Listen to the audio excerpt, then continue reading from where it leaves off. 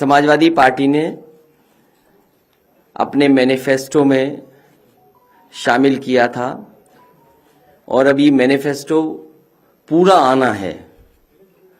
जिस समय पूरा आएगा उस समय बहुत डिस्कशन और कई बिंदु उत्तर प्रदेश के विकास और खुशहाली के उसमें आएंगे। 300 यूनिट फ्री देने का जो फैसला समाजवादी पार्टी ने अपने मैनिफेस्टो में शामिल किया है वो एक बहुत महत्वपूर्ण फैसला है उत्तर प्रदेश के आम लोगों के लिए, जिन्हें लगातार बढ़े हुए बिजली के बिल मिले। कई शिकायतें ये आई जहां पर बिल को लेकर के बहुत सारी दिक्कतें रहीं, कई लोगों पे एफआईआर भी हुई, बहुत सारे लोग संकट में भी रहे और हैरेसमेंट भी बड़े पैमाने पे हुआ है।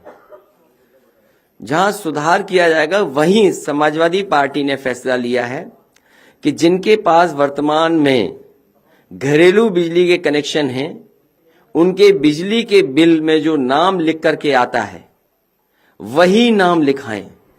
समाजवादी पार्टी कल से इसका अभियान चलाने जा रही है कि 300 यूनिट जो लोग चाहते हैं उन्हें फ्री मिले, उनके लिए नाम रजिस्टर करने का काम, फॉर्म भरने का काम कल से इस अभियान को समाजवादी पार्टी शुरू कर रही है। इसीलिए मेरी अपील है, जिनके पास वर्तमान में घरेलू बिजली के कनेक्शन हैं उनके बिजली के बिल में जो नाम लिख करके आता है वही नाम लिखवाएं, और जिनके पास अभी घरेलू कनेक्शन नहीं है पर जो भविष्य में लेने वाले हैं वो सभी लोग राशन कार्ड या आधार कार्ड में लिखा हुआ नाम ही लिखवाएं।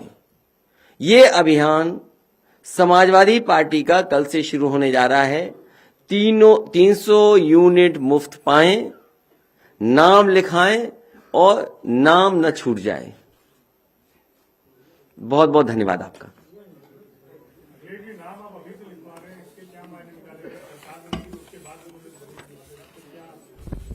नहीं, औचित्य ये है कि हमें अपनी बात रखनी जनता के बीच में। डेमोक्रेसी में और इलेक्शन कैंपेन में जो आप अपना मुद्दा है वो लेकर के जा रहे हैं, तो इस मुद्दे को हम जनता के बीच में और घर घर जाना चाहते हैं। हमारे प्रत्याशी आज कैसे प्रचार करेंगे जहां इतने नियमों का पालन करना है, बड़ी बड़ी रैलियां नहीं हो पा रही हैं। हमारी कोशिश है कि जैसे ही पाबंदियां हटें, नियम बदलें, मैं समाजवादी विजय रथ की अनुमति मांगूं और खाली अकेले ही चलना पड़े उसके लिए भी अनुमति मांगूंगा। लेकिन जब तक नियम वही हैं, नियम जब पुराने हैं, जो चुनाव आयोग ने नियम बनाए हैं उनका पालन करते हुए समाजवादी पार्टी के प्रत्याशी, समाजवादी पार्टी के कार्यकर्ता और जो लोग हैं अगर 300 यूनिट मुफ्त पाना चाहते हैं तो फॉर्म भरवाएं, अपना नाम लिखवाएं। और नाम इसलिए जरूरी है कि जो बिल में नाम आता है, बिल में जो नाम आता है वही नाम जरूरी है।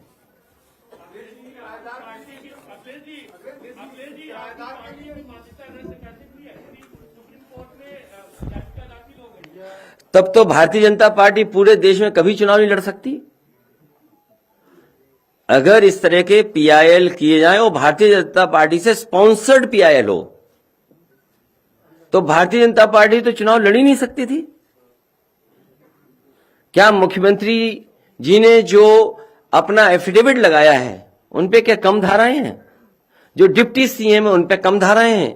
जो अभी जानकारी मिली है सबसे ज्यादा आपराधिक मामलों में कोई विधायक अगर विधानसभा में पहुंचे हैं तो भारतीय जनता पार्टी ने पहुंचाए हैं। और आपने खुलेआम देखा है सांसद विधायक में कितनी मार पिटाई हुई और वो भी गिने गए। रोक करके टीवी के लोगों ने दिखाया कि देखिए गिनिए 1 2 3 4।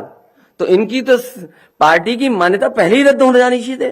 क्या मुख्यमंत्री जी पे जो मुकदमे हैं उन मुकदमों को देख करके क्या भारतीय जनता पार्टी को नहीं ये फैसला लेना चाहिए था? और वो तो भारतीय जनता पार्टी के सदस्य ही नहीं थे।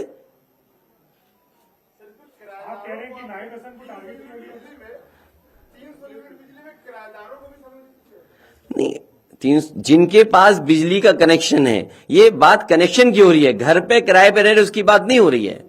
तो अगर आप किराए पे भी रह रहे हो, बिजली का कनेक्शन है, मैं आपसे कहना चाहता हूं ये बिजली का कनेक्शन अगर आपके नाम पर है, जिस बिल को आप भरते हैं, बिल के ऊपर जो नाम है वो आप नाम इस फॉर्म में जमा कराइए।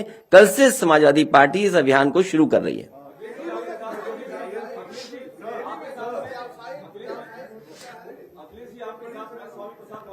नहीं, मैं पहले इनका सवाल ले रहा हूं।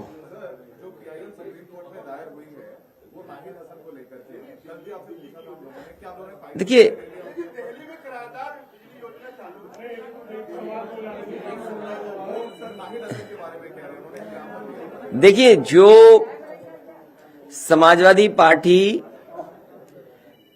के ऊपर कई लोगों पर झूठे मुकदमे हैं, और इतने झूठे मुकदमे हैं जिसकी आप कल्पना नहीं कर सकते। हमारी पार्टी के कई नेताओं पर, पार्टी के वरिष्ठ नेताओं पर लगातार भारतीय जनता पार्टी की सरकार में झूठे मुकदमे लगाए गए। मैंने कई बार प्रेस कॉन्फ्रेंस में इसका उदाहरण दिया कि एक जिला अधिकारी जो रामपुर के थे, वो आउट ऑफ स्टेट से आए थे, उन्हें अपना एक्सटेंशन चाहिए था। उन्होंने सरकार की पूरी मन मर्जी के साथ काम किया और न जाने कितने मुकदमे लगाए रामपुर में। एक आईपीएस एक दूसरे आईपीएस पर आरोप थे, और इस बात का आरोप था, ये कोई पॉलिटिकल पार्टी का आरोप नहीं था। एक आईपीएस दूसरे आईपीएस पे आरोप लगा रहा था कि पैसे से पोस्टिंग हो रही है, पैसे से ट्रांसफर हुआ है। उस आईपीएस की जांच खत्म करने के लिए रामपुर भेजा गया। समाजवादी पार्टी पे पिछले 5 साल में सबसे ज्यादा झूठे मुकदमे अगर किसी ने लगाए तो भारतीय जनता पार्टी ने लगाए, और उसी कड़ी में नाहिद हसन भी आते हैं। अखिलेश जी, आपके साथ में आज प्रसाद मौर्य साथ में ये अब्दुल्ला आजम मौजूद है। अब्दुल्ला आजम की मौजूदगी यहाँ पर किस बात का संदेश देती है? इसका मैसेज क्या है, पॉलिटिकल मैसेज इसका? आपको क्या लग रहा है? तो आप बताइए। समाजवादी पार्टी के सभी नेता सदस्य यहां बैठे हैं। हमारे बाईं तरफ अब्दुल्ला है और उनके बाईं तरफ वो हैं जो यूथ नया हमें समर्थन दे रहे हैं। पर अभी ये जेल से रिहा होकर के आए हैं, काफी दिन जेल में रहना पड़ा, तो उसके बारे में कुछ आप कहेंगे? क्या कोई अन्याय? ये लड़ाई लगातार लड़नी पड़ेगी। इनको फंसाने में कांग्रेस बीजेपी दोनों एक थे। कांग्रेस भी थी। आप जानकारी कर लीजिए। इसलिए मैं चाहूंगा कि अगर बिजली पर रहेंगे तो ज्यादा आप जनता की मदद कर सकेंगे और मदद कर पाएंगे, क्योंकि मुझे लगता है कुछ साथी ऐसे वो भी बिजली के कारखाने का नाम नहीं रटे हैं अभी तक।